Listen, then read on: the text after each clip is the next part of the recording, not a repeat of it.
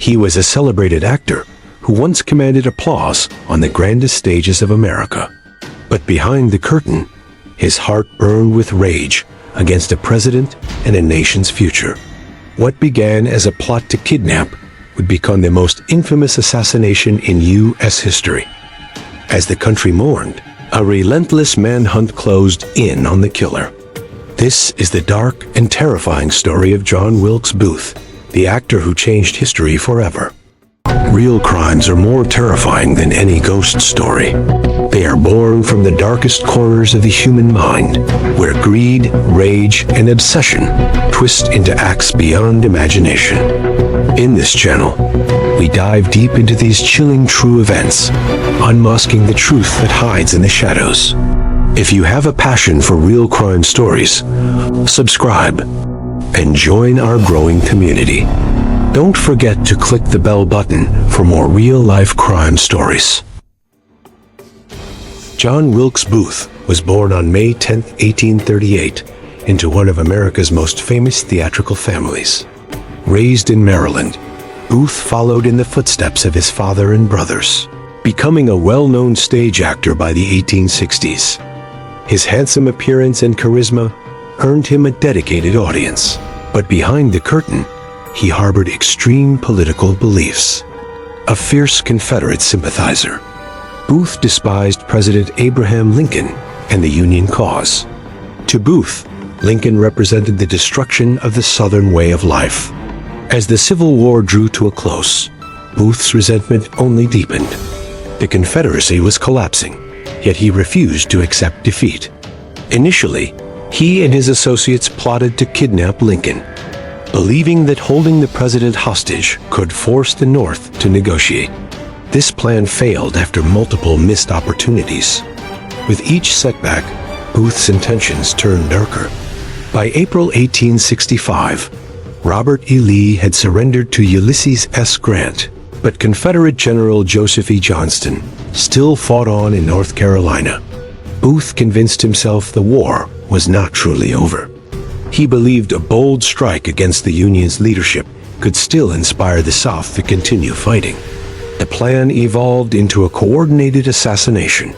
Lincoln, Vice President Andrew Johnson, and Secretary of State William H. Seward were all targeted.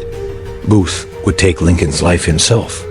On the evening of April 14, 1865, President Lincoln attended a play at Ford's Theater in Washington, D.C. Booth, familiar with the building and its backstage passages, had no difficulty gaining access to the presidential box.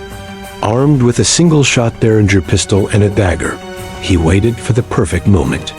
At approximately 10:15 p.m., during a line of the play that drew loud laughter, Booth fired a bullet into the back of Lincoln's head.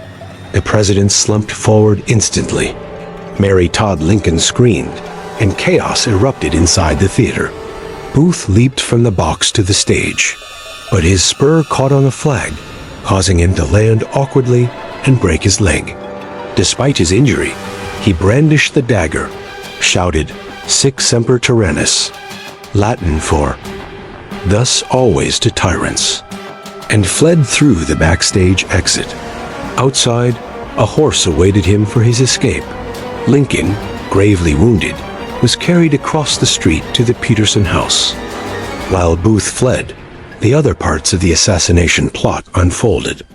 Lewis Powell attacked Secretary of State Seward, stabbing him multiple times, but Seward survived. George Atzerodt, assigned to kill Vice President Johnson, lost his nerve and never attempted the attack. Booth's was the only successful assassination of the three planned targets. By morning, Lincoln had succumbed to his injury, becoming the first U.S. president to be assassinated.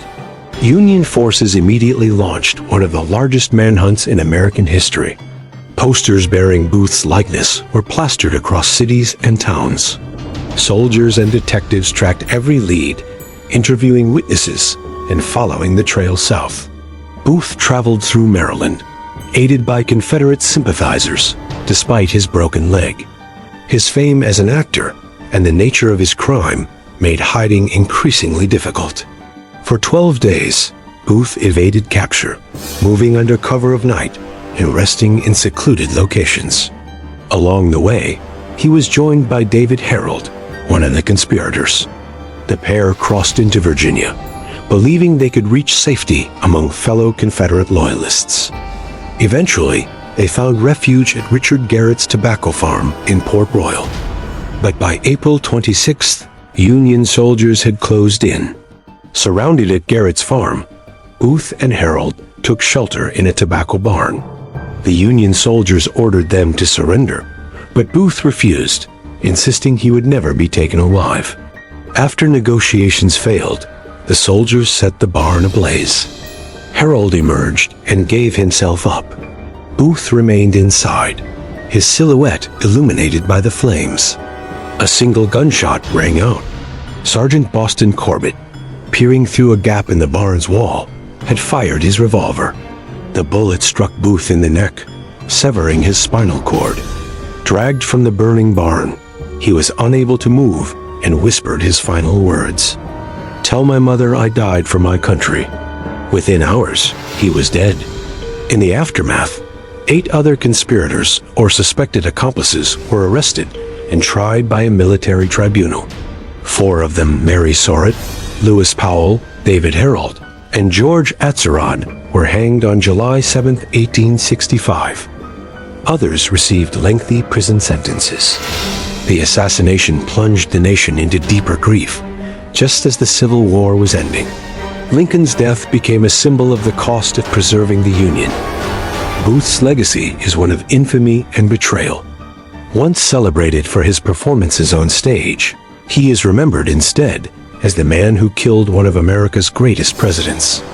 His belief that his actions would be celebrated by the South proved false. Many in the Confederacy condemned the killing.